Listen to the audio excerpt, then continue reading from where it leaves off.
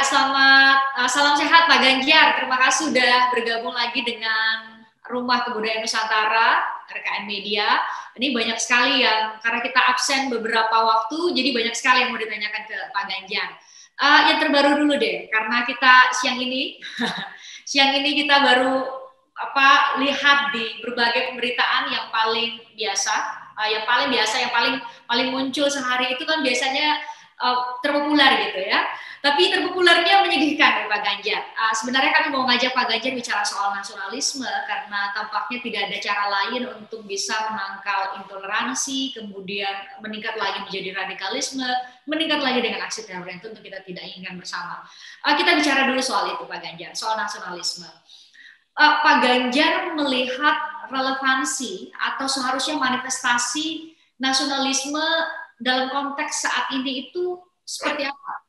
Tadi tujuannya menangkal intoleransi, radikalisme, mencegah radikalisme, dan jangan sampai ada aksi-aksi teror di Indonesia. Ya, sebenarnya begini Mbak, tidak terlalu sulit menerjemahkan. Ketika pendiri bangsa ini, para bidan-bidan yang melahirkan republik ini, saat itu kan berbagai kelompok, berbagai agama. Ya, yang pahlawan politisi ada, ya enggak? Yang ulama ada, yang tokoh agama ada. Dan mereka semua saat itu punya keinginan bersama bahwa Indonesia harus berdiri lama dan kemudian kita berada pada posisi yang memang berbeda-beda tapi bersatu. Maka ketika kemudian mesti butuh satu dasar negara, mesti ada filosofi sekrons lah, dasar yang paling kuat untuk berdirinya, kan mesti kokoh. Maka pada saat itu berdebatlah kan Soekarno, Supomo, Muhammad Hatta. Dan jauh sebelumnya sebenarnya juga ulama sudah bicara saat itu. Resolusi jihad itu kan sudah menyampaikan kita mesti melawan penindas agar kita menjadi bangsa yang kuat. Sebenarnya menerjemahkannya nggak sulit. Artinya ketika kemudian kelompok-kelompok yang mengatakan dirinya nasionalis religius dalam konteks keseharian itu dia kumpul ini. Dia kumpul. Kalau terminologi saya itu ya, kalau Bung Karno bilang ada marhenis, kalau kelompok pesantren itu dua santri, itu kalau di masyarakat di Jawa Tengah gitu aja deh Mbak, itu kumpul. Maka kalau kemudian kita kumpul, inilah nilai-nilai yang ada yang mesti kita pelihara sebagai bentuk rasa kebersamaan kita. Sehingga mikirnya jangan bedanya, mikirnya sama, maka ada persatuan Indonesianya kan, maka ada Bhinneka Tunggal Ika-nya. Maka kalau banyak orang yang mengatakan, "Loh, kita itu memang beda kok." Yang beda itu nggak usah disama-samakan, yang sama nggak usah dibeda-bedakan, tapi kita bersatu untuk kepentingan bersama. Maka memaknai nasionalisme kita, ada paham bersama di antara kita bahwa ya kita beda, ya kita punya cita-cita yang bersama, ya kita mari menuju cita-cita yang mau kita tuju. Kan sebenarnya sebelum 45 sudah diomongin sama pemuda-pemudi Indonesia yang hebat-hebat itu. Sumpah Pemuda loh, itu tinggal satu negara saja. Dan saya berpikir saat itu hebat betul mereka. Mereka sudah berpikir sangat visioner tahun 28 loh. Bukan 45, 28. Itu sudah berpikir kita satu bangsa. Padahal kalau kita bilang, benar nggak kita satu bangsa? Wong secara antropologis kita beda. Tapi deklarasi politik itu menunjukkan kepada kita bahwa ya kita punya cita-cita bersama. Maka begitu 45 proklamasi, ada Pancasila yang sudah kita sepakati, bahasa saya, yo wes, ayo diisi. Maka jangan lagi kita berkelahi soal ini. Jangan-jangan perkelahiannya kita nggak belajar sama David Imperanya zaman kolonial ya.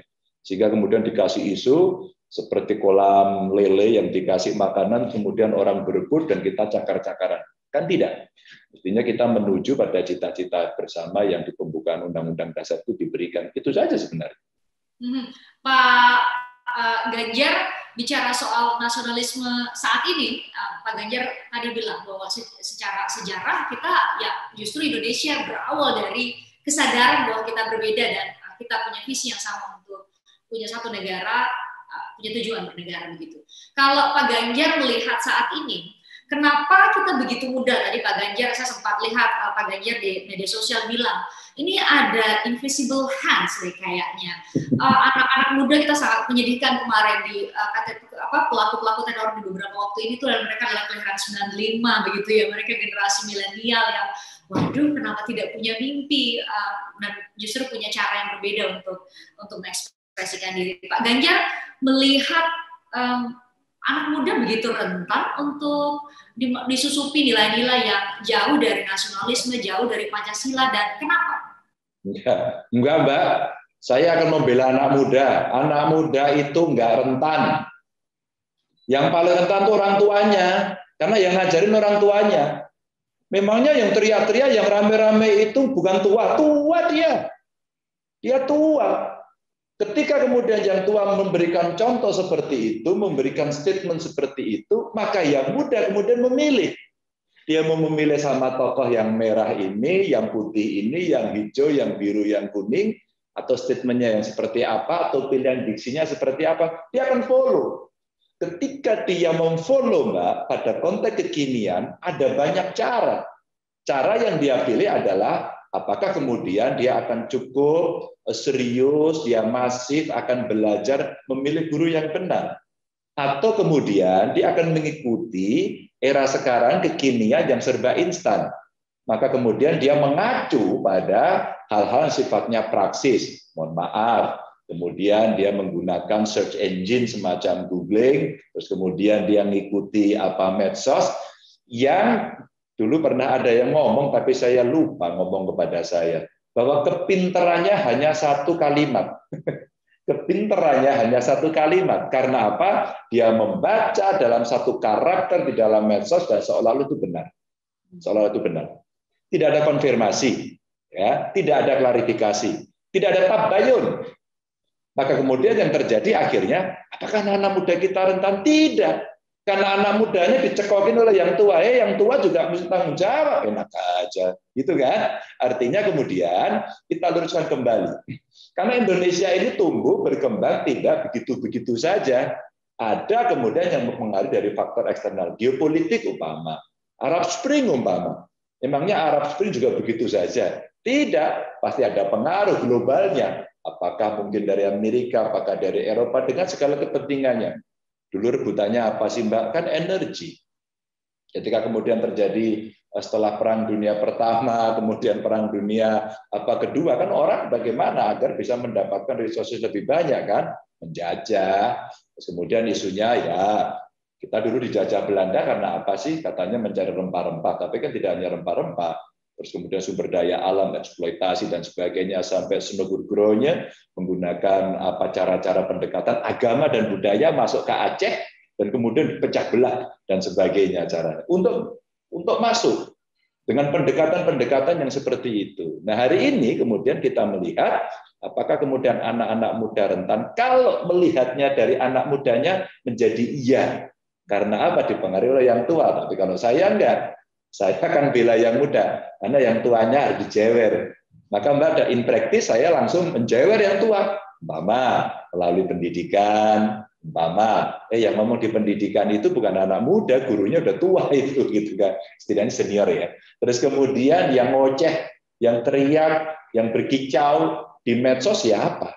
Mereka orang-orang yang sudah siap-siap, bukan anak-anak yang tanpa ilmu dan tidak tahu kemudian ngomong. Pasti dia merefer pada sumber-sumber yang lain. Maka sebenarnya saya melihatnya, kalau kita mau memperbaiki seperti itu, kondisi konstelasi global ini mesti kita cermati. Lalu sikap nasional kita yang sudah punya ideologi Pancasila itu mesti kita teruskan. Ngobrol saya kira-kira gini loh, Mbak. Ada sebuah kelompok lah yang mengaku dirinya nasionalis. Terus kemudian dia nyalain, Pak Ganjar itu gimana itu mau mendirikan negara agama? Itu Pak tiap hari ngomongnya dikafir-kafirin kita, padahal kita sama-sama Muslim. Itu nggak benar Pak. Terus kemudian yang kelompok itu menyampaikan itu di banyak media. Lalu yang kelompok di sini hanya menuding saja. Lalu saya balik. Kenapa kemudian kamu juga tidak melakukan narasi-narasi yang baik tentang kebangsaan, tentang perbedaan, tentang perilaku baik ini dimanapun media yang kamu lakukan sehingga tidak menyalahkan. Artinya, Mbak, Ideologi ini sampai kapanpun akan ada yang mengganggu. Pasti. Apakah kepentingannya dari dalam maupun kepentingannya dari luar. Dengan tujuan apapun. Ya, dulu perangnya rebutan apa sih? Energi ya. Terus kemudian rebutan apa? Sumber daya yang lain, pangan mungkin, ya kan? Terus nanti setelah kemudian kita akan berebut air. Kira-kira kan proyeksi-proyeksi seperti ini. Nah, kekuatan-kekuatan disiapkan, maka kemudian batas-batas negara menjadi sesuatu yang sekarang menjadi perhatian, diplomasi antar negara juga sekarang menjadi agenda. Laut Cina Selatan kan isunya memang sekedar perbatasan. Kan di bawahnya ada ikan, di bawahnya ada gas, di bawahnya ada minyak, sumber daya ceritanya. Sumber daya, maka kemudian ketika ilmu pengetahuan ini cukup banyak, orang bisa tahu, maka kita mesti cerdas betul melihat seperti itu. Nah, anak mudanya, Mbak, ini yang mesti diisi, diberikan wawasan yang luas, diberikan narasi yang baik, diberikan contoh oleh yang tua. Karena kalau yang tuanya memberikan contoh buruk, yang memilih yang muda itu bisa akan memilih yang buruk juga. Pak Ganjar tadi sebut Pancasila itu sampai kapanpun itu harus menjadi kesadaran bersama ya. Sampai kapanpun akan menjadi objek sasaran. Salah satunya adalah karena kepentingan ekonomi. Nah, saat ini relevan kita bicarakan. Entah kita bicara soal terorisme, kita bicara soal nasionalisme hari ini. Mencuat tadi berita yang saya sampaikan tadi soal PP nomor 57 tahun 2021 tentang pendidikan Pancasila, Pak Ganjar. Kemudian kita bertanya, konsep pendidikan Pancasila yang ideal dalam konteks saat ini, menurut Pak Ganjar itu harusnya seperti apa? Sekarang itu kan anak-anak instan banget, Mbak. Maka pendekatan kita mesti ikut mereka. Apa itu contohnya? Saya ngelakuin. Saya ngobrol banyak dengan kawan-kawan dari BPIP. Datang kepada saya. Pak Ganjar ini dolanan anak ini keren ya. Oh, keren banget. Karena dia ada interaksi sosial. Orang yang berinteraksi sosial, itu dia akan punya empati dia. Ya, dia akan bisa merasakan dicubit, sakit, terus kemudian disanjung mereka bangga. Adalah rasa-rasa kemanusiaan itu. Tapi kalau mereka kemudian hanya bermain gadget terus-menerus, feels-nya nggak dapat. Maka kemudian interaksi-interaksi menjadi kurang. Dolanan anak itu kemudian menjadi satu metode untuk kita ajarkan pada anak-anak. Selebihnya apa ya? Contoh, Paman nih Mbak ya. Di kampung waktu kecil dulu orang bicara padang bulan, rembulannya lagi bulat. Terus kemudian orang keluar mainan dolanan anak. Mereka pegangan menari-nari, nggak ada alat lain. Akhirnya berinteraksi. Ada emosi yang di sana, rasa senang, rasa duka, rasa sedih, rasa benci itu muncul. Nah, interaksi-interaksi itu membuat rasa kemanusiaannya muncul. Nah, ketika kemudian kita punya tools untuk bisa mengedukasi mereka, ini tentu akan sangat baik. Atau barangkali kalau banyak tokoh agama menyampaikan kita berkunjung bertandang silaturahmi. Sehat ya Pak, sehat ya Bu, atau barangkali kalau guru melihat itu temanmu nggak masuk kenapa? Katanya sakit Pak. Yuk kita tengok yuk. Cerita yang simpel, yang sederhana ini akan menggugah batin dan pikiran mereka untuk mereka menjadi peduli. Mbak, kalau udah peduli, orang nengok nggak ada, Mbak. Pas ditengok agamanya apa dia, sukunya apa dia gitu. Itu dari partai apa, bapaknya, ibunya gitu. Nggak ada. Maka contoh ini yang kemudian mesti dilakukan. Jadi bagaimana cara menyampaikan? Seluruh lini diisi. Seluruh lini diisi. Maka tidak cukup orang tua sekarang menyampaikan, tapi anak muda mesti diajak. Penjelasan nilai-nilai universal yang mesti diberikan terhadap bagaimana kita menghormati beragama karena kita ketuhanan yang Maha Esa, bagaimana kita bersatu karena kepentingan nasional kita, bagaimana ada rasa kemanusiaan yang harus dibuat, bagaimana nggak boleh otoriter loh ya, nggak boleh, maka mesti demokratis, mesti adil. Itu nilai-nilai yang sangat aplikatif sebenarnya. Adil itu apa sih? Adil itu kalau kemudian temennya nggak punya gadget, ya dipinjemi itu udah adil. Diberi lebih bagus lagi. Yang punya nggak usah minta, wong kamu udah punya kok gitu. Itu adil. Adil tidak harus sama, tapi proporsional. Nah, anak-anak mesti dikasih penjelasan ini. Maka kalau saya bicara sama kawan-kawan di BPIP, ayo kita maju, ayo kita berangkat, ayo kita masuk pada gaya-gaya kekinian untuk masuk ke anak-anak muda. maka dibuat lomba vlog, dibuat cerita baik, narasi baik, yang tidak harus menyebut setiap hari, wah ini Pancasila, ini tidak. Ntar lama-lama kayak zaman dulu, waktu PMP dulu. Sekarang kan orang pengen PMP lagi ya, rindu PMP ya. Menurut saya ya zamannya sudah berbeda. Nilai-nilai itu yang diberikan contoh. Kalau kemudian kita bilang nggak boleh menindas, tapi kita maki-maki orang, ya kita menindas sih. Ya, kita mesti berintegritas ya, tapi contohnya kita korupsi, ya rakyat nggak akan percaya gitu ya.